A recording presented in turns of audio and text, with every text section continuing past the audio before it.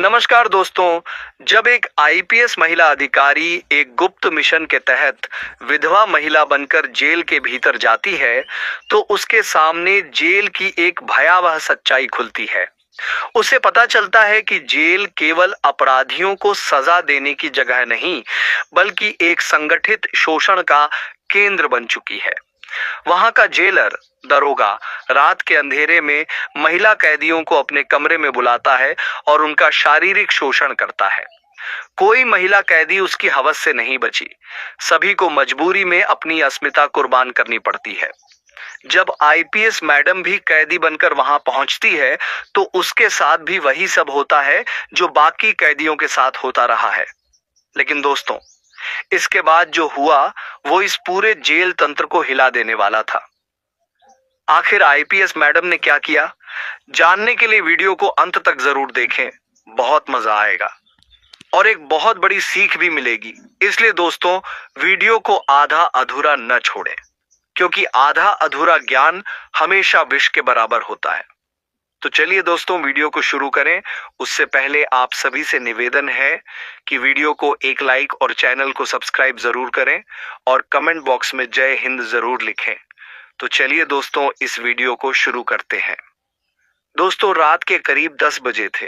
राजधानी दिल्ली की शांति उस समय और गहरी लग रही थी जब शहर की एक आलीशान सरकारी कोठी के अंदर आईपीएस भावना राठौड़ अपनी टेबल पर झुकी बैठी थी। सामने बिखरी फाइलें, कंप्यूटर स्क्रीन की नीली रोशनी और कमरे में बह रही सन्नाटे की हवा, सब कुछ गवाही दे रहा था कि यह कोई आम रात नहीं थी। उनकी नजरें टेबल पर रखी एक भारी भरकम फाइल पर बार बार टिक रही थीं, जैसे वह फाइल उन्हें पुकार रही हो। उस पर लिखा था, गोपनीय महिला जेल अनियमितता रिपोर्ट। भावना ने गहरी सांस ली, जैसे खुद को भीतर से मजबूत कर रही हो, और फाइल खोली। पहला ही पन्ना उन्हें अंदर तक झकझोर गया।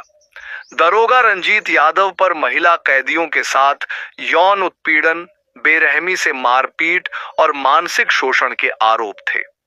नीचे अज्ञात स्रोत से भेजी गई 2 धुंधली तस्वीरें और एक ऑडियो क्लिप की लिखित ट्रांसक्रिप्ट जुड़ी हुई थी। भावना का कलेजा कांप उठा। यह सिर्फ ड्यूटी नहीं थी, यह एक इंसान की पुकार थी, औरतों की कराह थी जो सालों से दीवारों में दब चुकी थी। सरकारी जांच में वक्त लगेगा, उन्होंने खुद से कहा, लेकिन इन औरतों की चीखें अब और इंतजार नहीं कर सकती। उसी रात भावना ने एक साहसी फैसला ले लिया। वह खुद जेल के भीतर जाएंगी, लेकिन अपनी असली पहचान के साथ नहीं। वह बनेंगी गौरी, एक 35 वर्षीय गरीब विधवा जिस पर अपने शराबी पति की हत्या का झूठा आरोप है। नकली case, court remand, medical report, सब कुछ असली जैसा बनाया गया।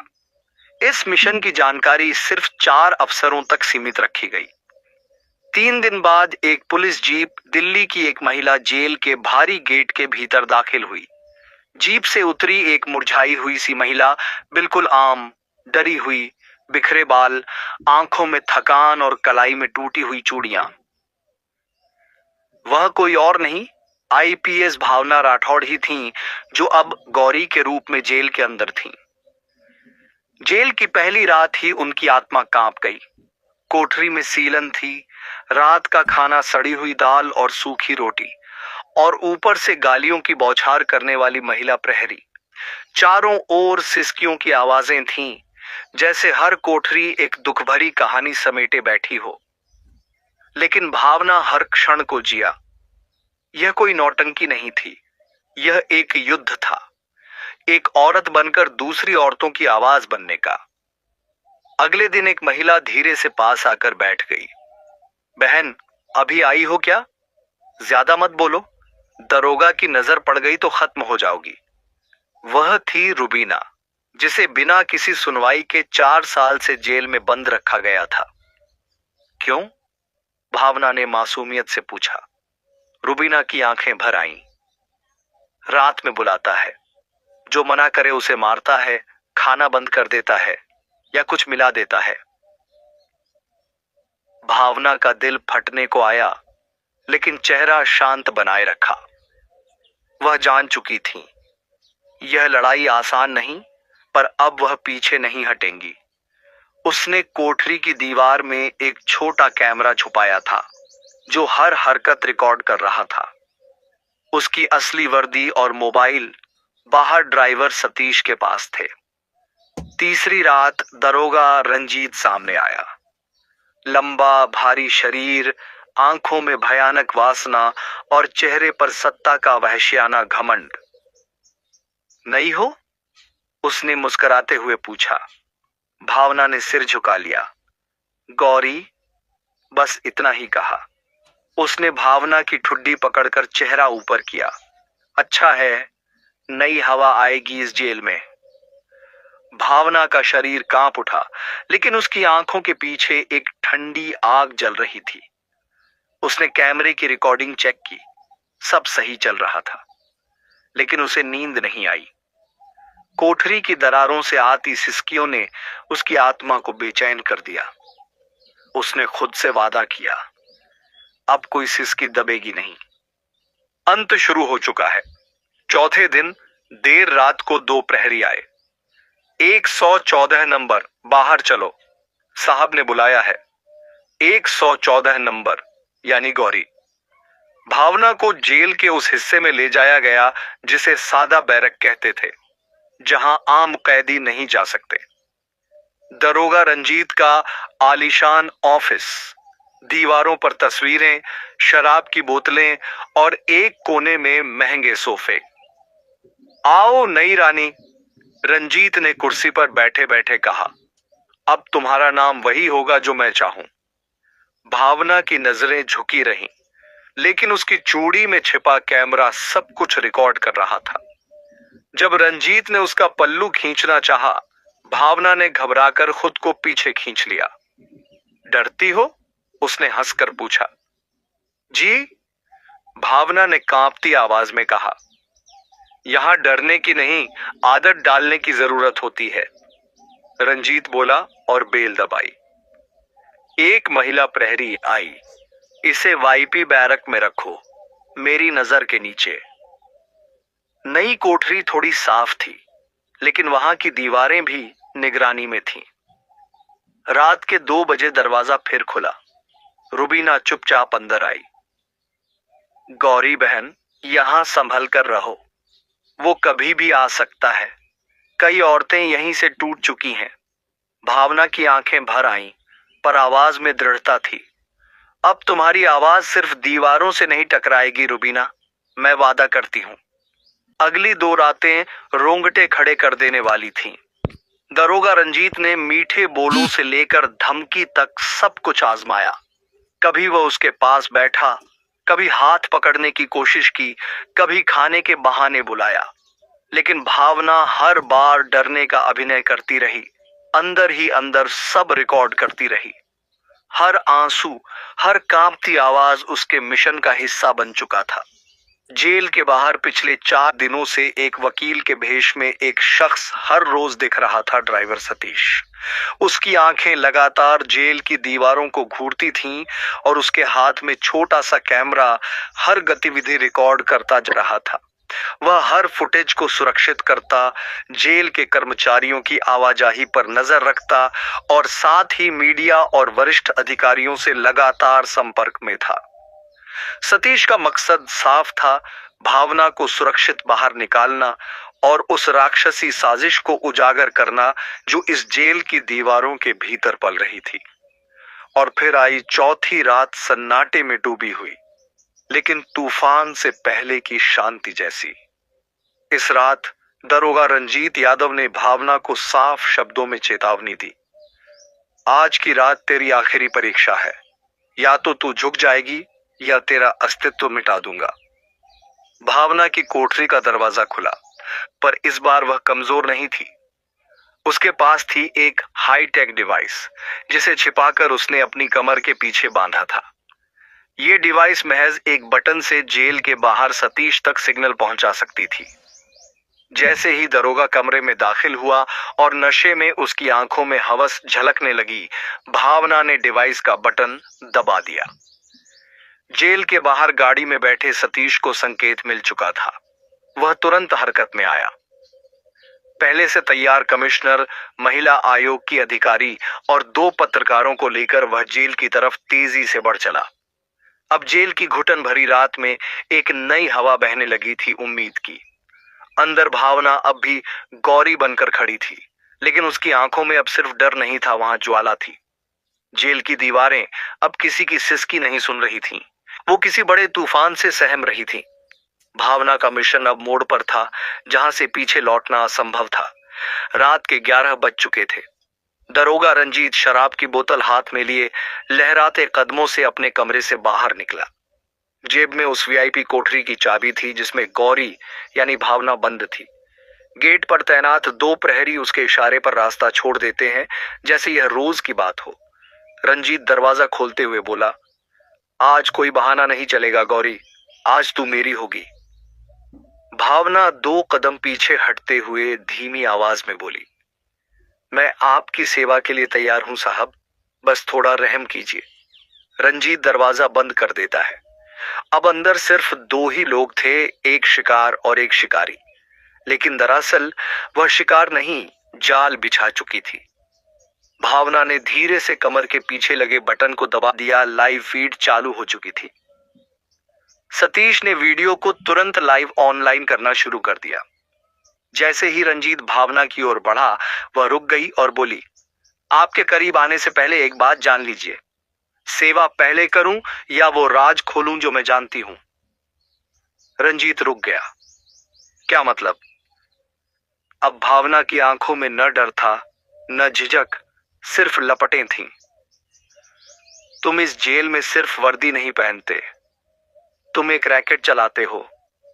रुबीना, शबनम और न जाने कितनी महिलाएं सब तुम्हारी हवस और लालच की शिकार बनी। ड्रग्स जेल तक लाना, औरतों को बेच देना और जो बोलती है उसकी लाश कुएं में फेंक देना, यही है ना तुम्हारा सच? रंजीत ने हंसने की कोशिश की। तू क्या करेगी? विधवा औरत, तेरी बात कौन मानेगा?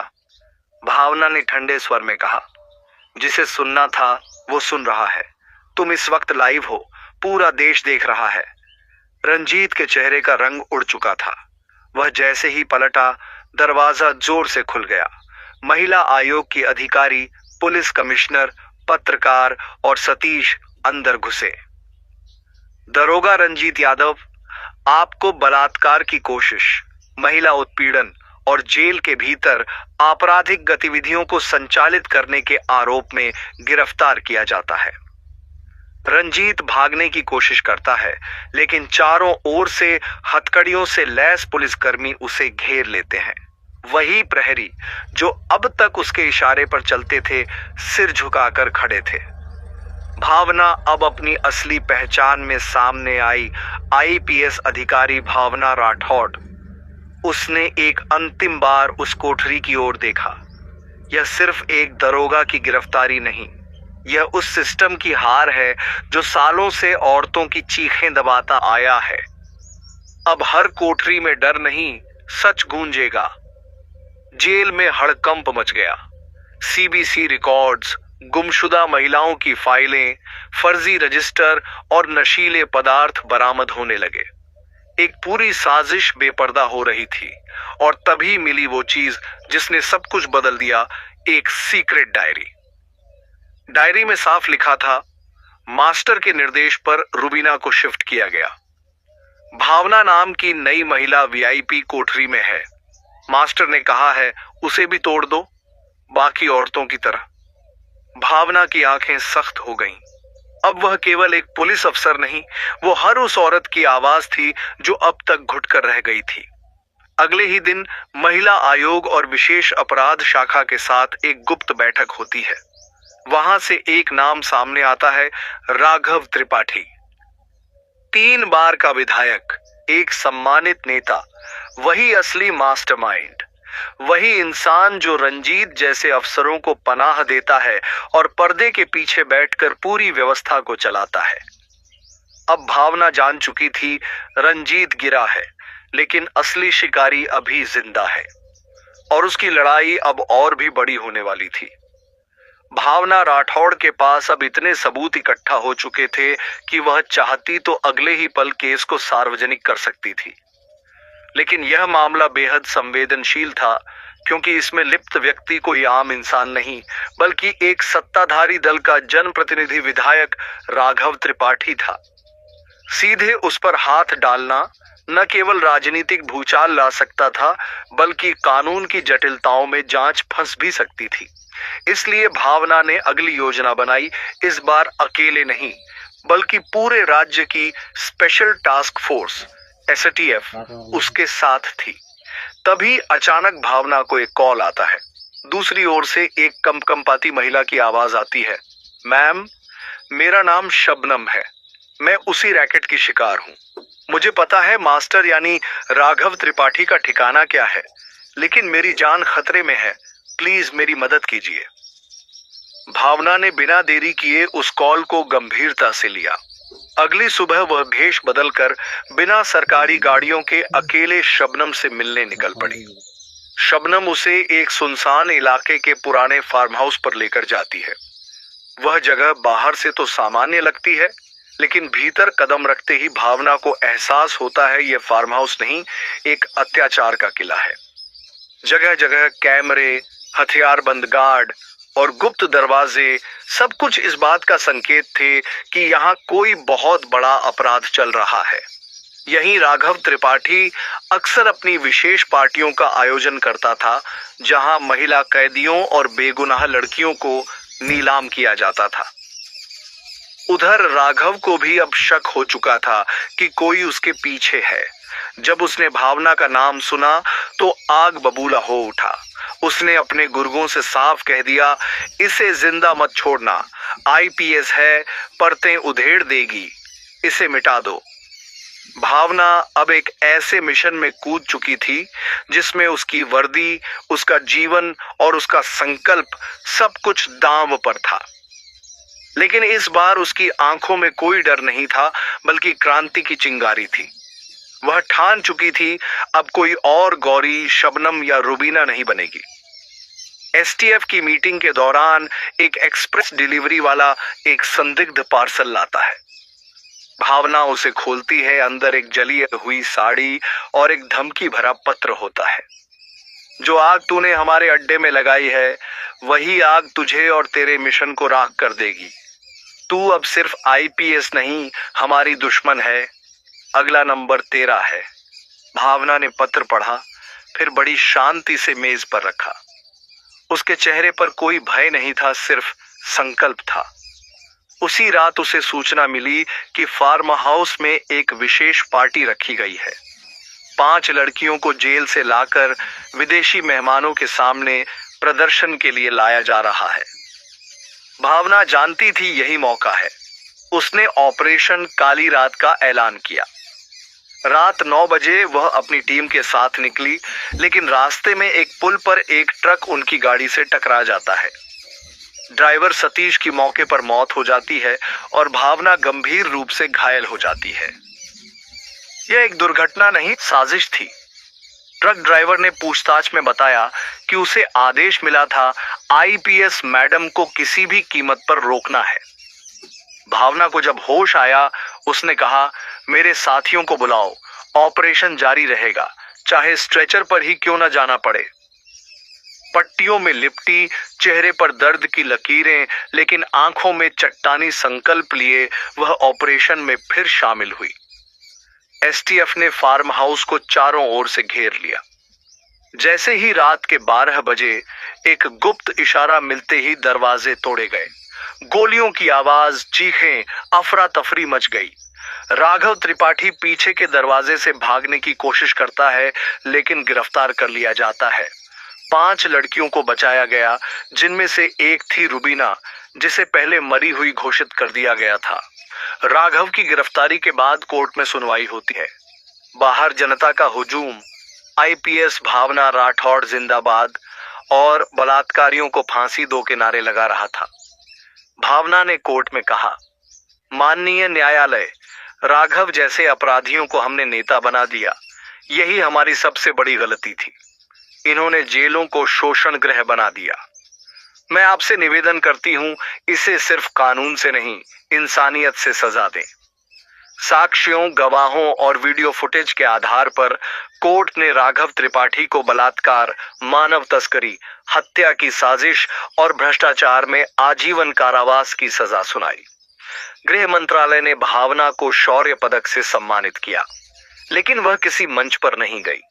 उसने सीधा पुनर्वास केंद्र का रुख किया, जहां रुबीना, शबनम और बाकी लड़कियां थीं। जैसे ही उन्होंने भावना को देखा, वे दौड़कर उससे लिपट गईं। मैम, आपने हमें इंसान होने का एहसास दिलाया। भावना की आंखें भर आईं। अब तुम सिर्फ बची हुई जिंदगी नहीं, नई जिंदगी जियोगी। कुछ महीनों बाद उसे राष्ट्रीय महिला सुरक्षा आयोग का अध्यक्ष बनने का प्रस्ताव मिला, लेकिन उसने मना कर दिया। उसका जवाब था, मेरा मैदान वहीं है जहां जुल्म है, जहां इंसाफ की जरूरत है। एक रिपोर्टर ने उससे आखिरी सवाल पूछा, मैम, क्या आपको डर नहीं लगता इतने ताकतवर दुश्मनों से? भावना मुस्कुराई। जब एक औरत विधवा होकर जेल जा सकती है, तो कोई भी औरत सिस्टम बदल सकती है। और उसी मुस्कान के साथ इंसाफ की एक नई सुबह शुरू हो गई। दोस्तों, आज की यह ज्ञानवर्धक कहानी आपको पसंद आई हो तो वीडियो को एक लाइक और चैनल को सब्सक्राइब जरूर करें और कमेंट बॉक्स में अपनी राय जरूर दें। धन्यवाद।